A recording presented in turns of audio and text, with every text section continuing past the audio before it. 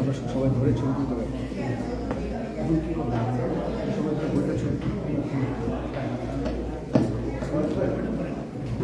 ভাই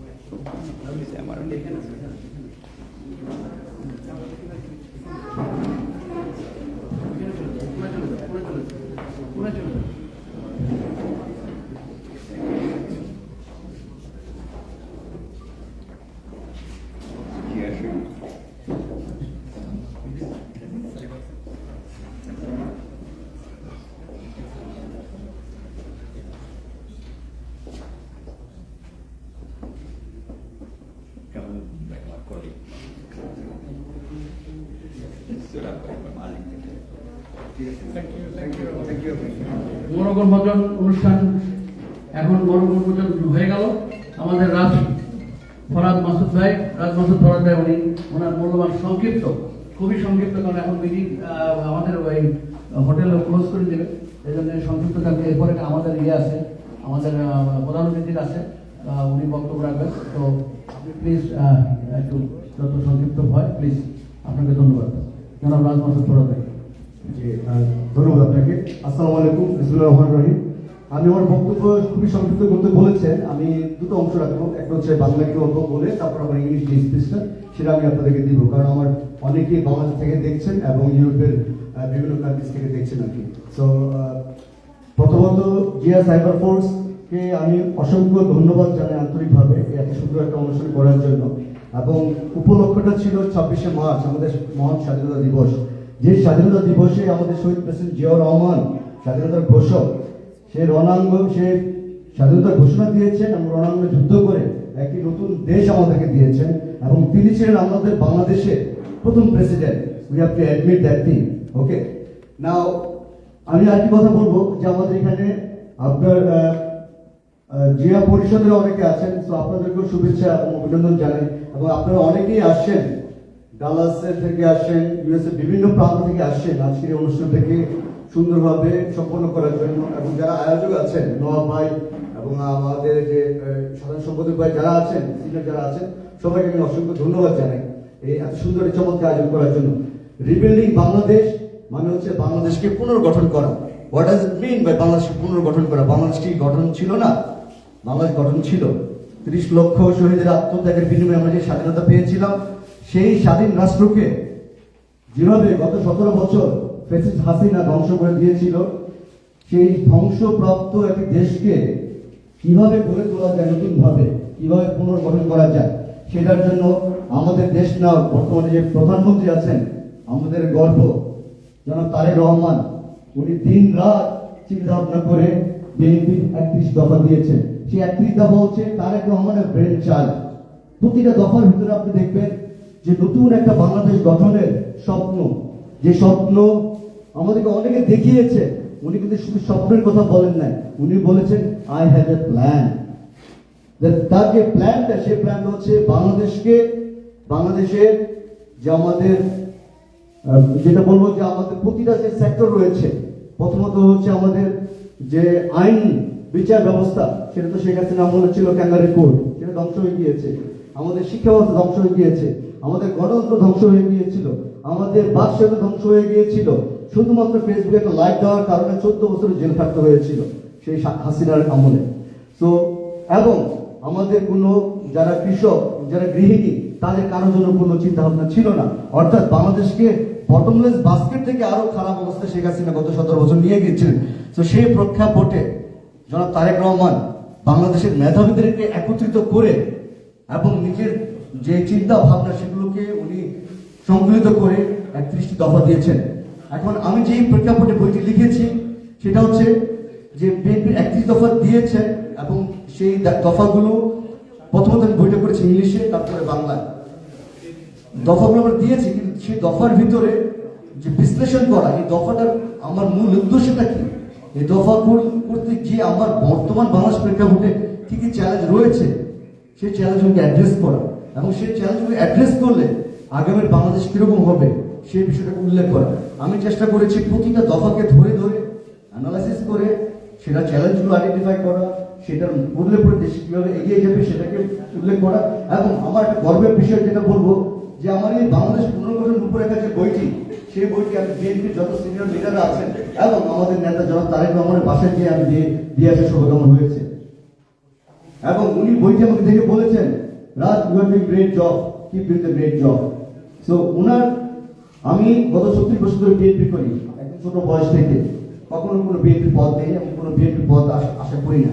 because I believe in শহীদ president Zia Rahman যে লেগাসি প্রিন্সিপাল, আমি বেগম খালেদা জিয়া প্রিন্সিপাল বিশ্বাস করি এবং আমি তারেক রহমানের একজন কর্মী। তো যখন আমি তারেক রহমানের বাসায় যাই, ভাইয়ার বাসায় যেতে গিয়ে আমি ভাইয়াকে বলি, ভাইয়া আমি তার ইনভাইটেশনটা দিই লন্ডন প্রোগ্রামে। দেওয়ার পর ভাইয়া থেকে আমাকে খুবই অ্যাপ্রিসিয়েট করেন এবং তখন আমি একটা কথা ভাইয়াকে বলি যে ভাইয়া I have come here to spread Showing President Jia Rahman's principles, and being your activist.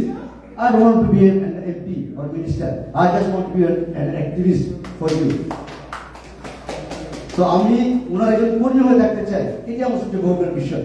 এবং কর্মী হয়ে আজকে একটা বই লিখতে পেরেছি এবং এই লেখার পিছনে কিন্তু আপনাদের যারা সিনিয়ররা আছেন, আপনাদের অনুপ্রেরণা রয়েছে।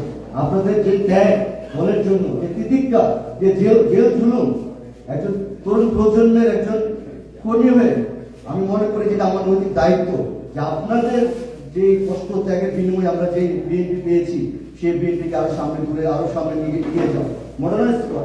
কারণ বর্তমান যুগে, প্রযুক্তির যুগে আপনার যেটা রাজনৈতিক দল টিকে থাকতে হয়, তাকে শুধুমাত্র টিপিক্যাল যে পাওয়ার গেম বা পলিসি গেম সেগুলো দিয়ে হয় না, তাকে তরুণদেরকে অ্যাট্রাক্ট করতে হবে।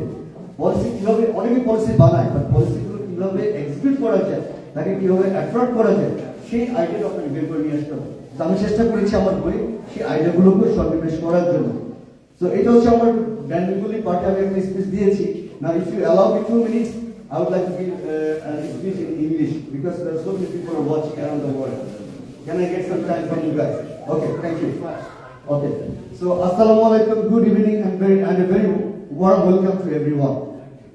It is a profound honor to stand before you today at the launch of Rebuilding Bangladesh, BNP's 31 points of statesmanship, Tareq Rahman's vision for reform, democracy and accountability, and its Bengali counterpart. These books are not merely publications. They are a bridge between visionary people, between policy and purpose, and between where Bangladesh stands today and where it is destined to go under the leadership of Prime Minister Tareq Rahman. We are living through a defining moment in our nation's history. The events of 2024 reveal something powerful, a deep and undeniable aspiration among our people for justice, accountability, and a decisive move away from the politics of division and retribution. Prime Minister Tareq Rahman's 31-point vision speaks directly to that aspiration. It is bold, comprehensive, and above all, actionable. I have a plan.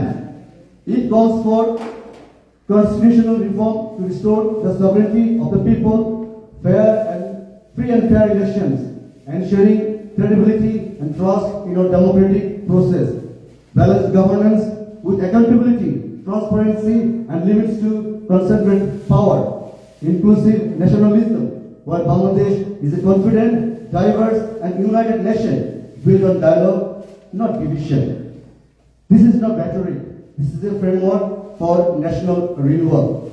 What is most inspiring is that this vision is already being translated into action and will continue to unfold with even greater impact in the days ahead. The Family Card program is strengthening millions under the social safety net with compassion and efficiency, and the upcoming Farmers Card initiative will soon empower millions of farmers across the country, transforming lives, securing livelihoods, and reinforcing the backbone of our economy with renewed strength and dignity.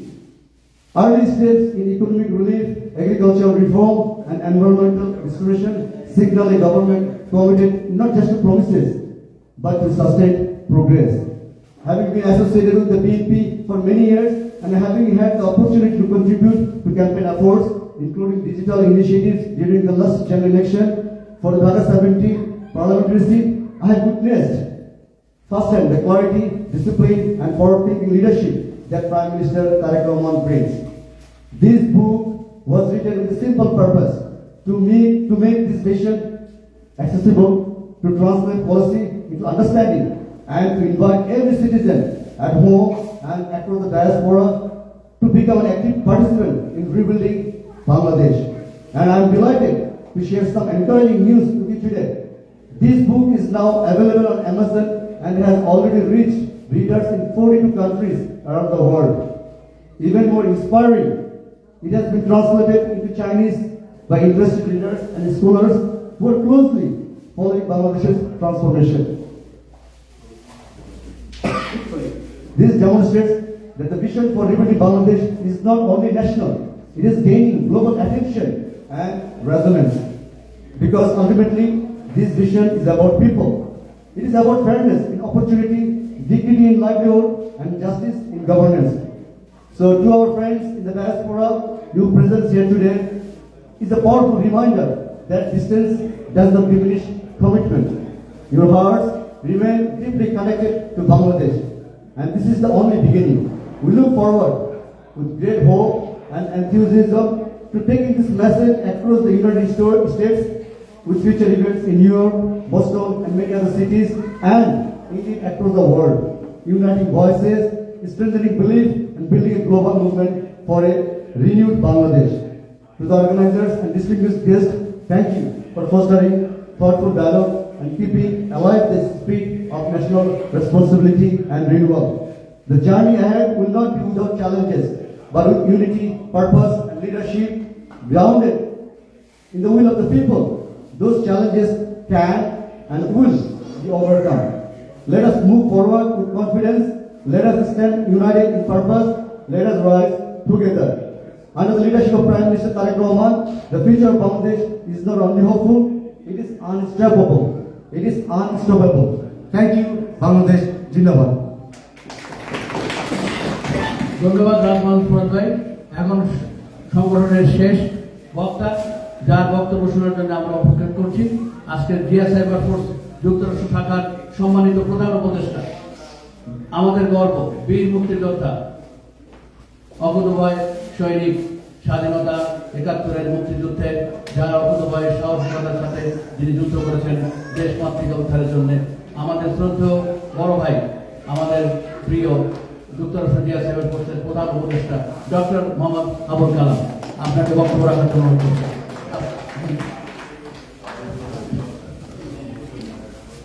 আসসালামু আলাইকুম ওয়া রাহমাতুল্লাহি ওয়া বারাকাতুহু। বিসমিল্লাহির রহমানির রহিম। জিয়া পরিষদের পক্ষ থেকে এই অনুষ্ঠান আয়োজন করার জন্য আমি জিয়া পরিষদের সকলকে ধন্যবাদ জানাচ্ছি। রাত অনেক হয়ে গেছে, আমার মনে হয় খিদেও পেয়েছে অনেকে, আমার তো পেয়েছে। সেজন্য বক্তৃতা দিয়ে আর আমি সময় নষ্ট করব না। আমি এই অনুষ্ঠানের